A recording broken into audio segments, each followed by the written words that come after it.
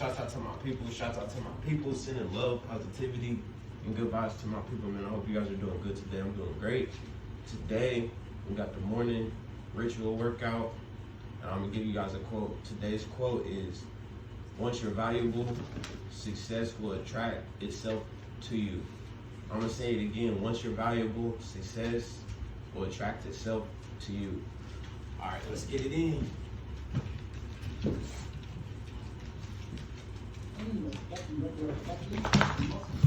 Man, when you're actually a truly good man and a high line man, this is something I absolutely realized in jail. What did I say to you? I think we were in jail about 2 months. It was one of the harder days. And I turned around and I lost 30% of my food to cockroaches. The hard days. The hard days. And unfortunately, I had one meal a day, but the meal came during the sunshine. So I had to try to protect my food from infestation until the sun went down. And I remember losing most of the food for the day, and I was particularly upset because I had trained so hard on muscles were aching and I couldn't get any food. And only once a day.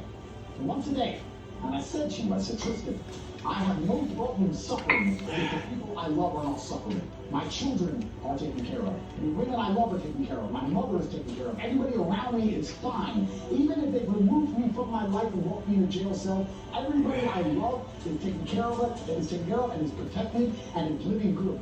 I must suffer because I am a man. I am the head of my empire. I'm the head of the clan. Of course, I will suffer, but the people I love are not suffering. It is what God has bestowed upon important men since the beginning of time.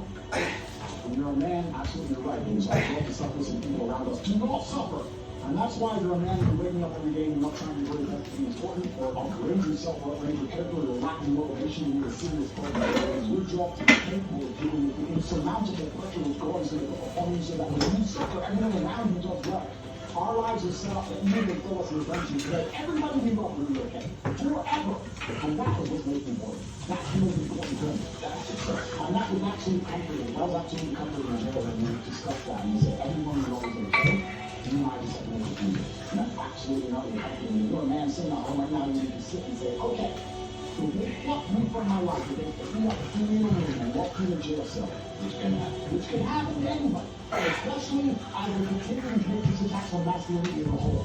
With your wife on the weekend of her head, with your children eat, with your family be okay. Think about these things. This is what you're working for. You're not working to make money so you can buy a Lamborghini. You're working to make money. You're thinking outside the box and you're becoming your best version of yourself so all the people around you will always be okay no matter what happens. It is your job as a man to suffer.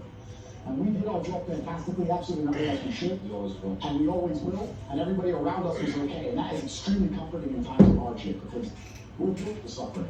We were absolutely not built for suffering. No matter how close I came to crying inside of that jail cell, I knew all the people around me were safe and all the people around me could eat. And that's all I cared about. I used my phone calls. When I would call other people and they were asking me how I was, I said, you don't want to talk about me. How are you? Are you okay? Are you okay with being the person? Are you okay? Are your bills paid? Do you have money?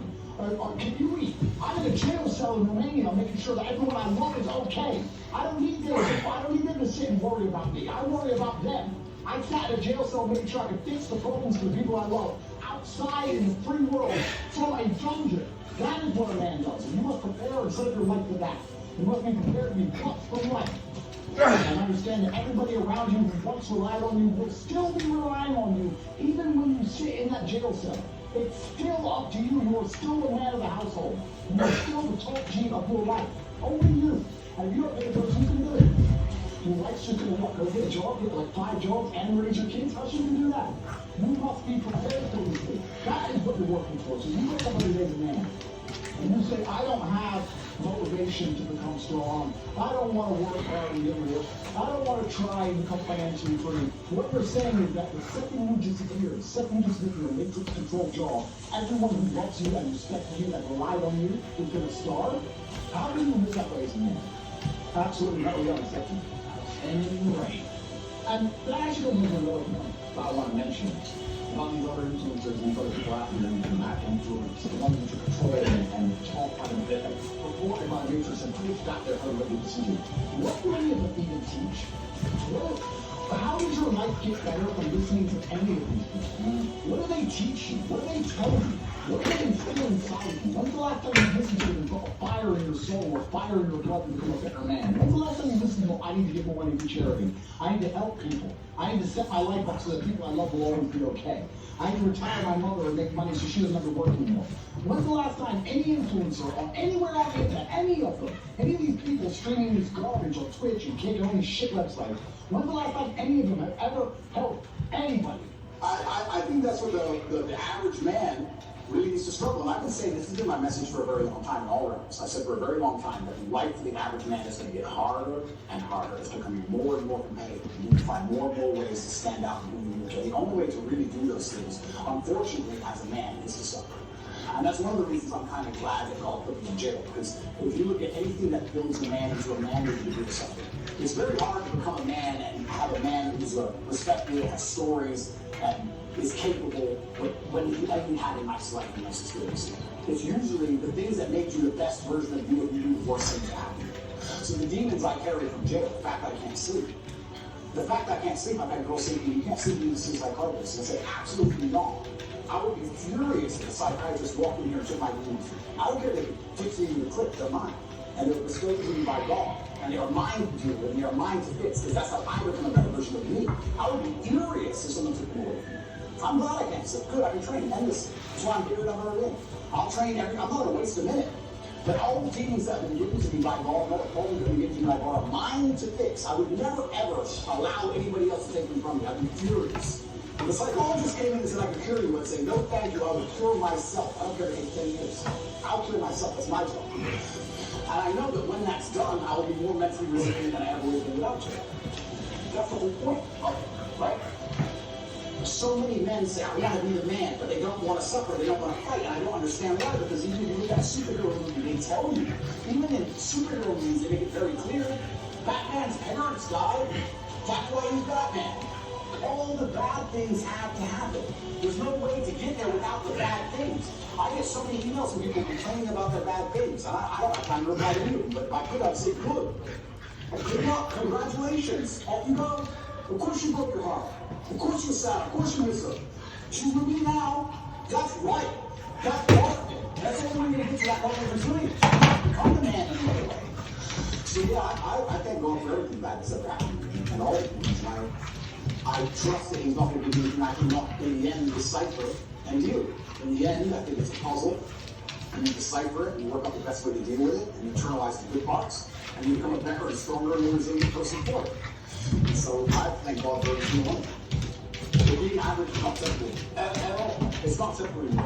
It's not acceptable in the sexual marketplace, but it's also just not acceptable. I don't think we do. You have to diversify now. So much can even protect yourself. The idea that you can just be a law-abiding citizen in a country and just work your job and be okay is gone. It's gone. I don't agree with that. I don't know what will. Look at my situation. You have to diversify. You have to be smart enough that you have assets and friends and capability and lawyers and whatever all over the world. It's the only way to protect yourself. You can't just sit within one jurisdiction. You know, oh, well, but I don't speed, so it's going to be okay. I don't think it is. I think it's coming to a point where it's not going to be okay. My mother always says to me, "Bob, I'm not young." I'm starting to say that now, right? Because I'm telling you, it's going to be scary, right? Because the world's hyper-competitive. Every single thing in the world is competition. I don't think people realize I'm a hyper-competitive person because I understand that every single thing I want, somebody else wants. The girl I want, other people want. The car I want, other people want. The house I want, other people want. The lifestyle I want. Every single thing you want, somebody else wants. It's a massive competition. As a man, you have two choices. You either accept it as a massive competition and try and play the game, or you just try and pretend it's not a competition and live in perpetual failure. And it's going to become hyper-competitive, the world already is. You're not going to compete with the person who you do. So you're going to have to have it. And you can't fake it. And once you have it, then who knows? They turn it off? I don't know. They turn you off? I don't know. Can they inject the slave mind programming directly through the chip? I don't know. That's scary. I would never want to. But it's going to get to a point where you're not even a person without it. You can't function without it. You're a second-class citizen without it. Do you deserve to be happy? Genuinely, every single person watching this, go look in the mirror, after this stream, go into the bathroom, look in the mirror. Do you deserve to be happy? Look yourself in the eye. The answer is probably fucking not. You don't deserve it. Yeah. When you're hungry, it's your body telling you need to eat some food. That's fine. You react to that. When you're depressed, your body's telling you need to change your life.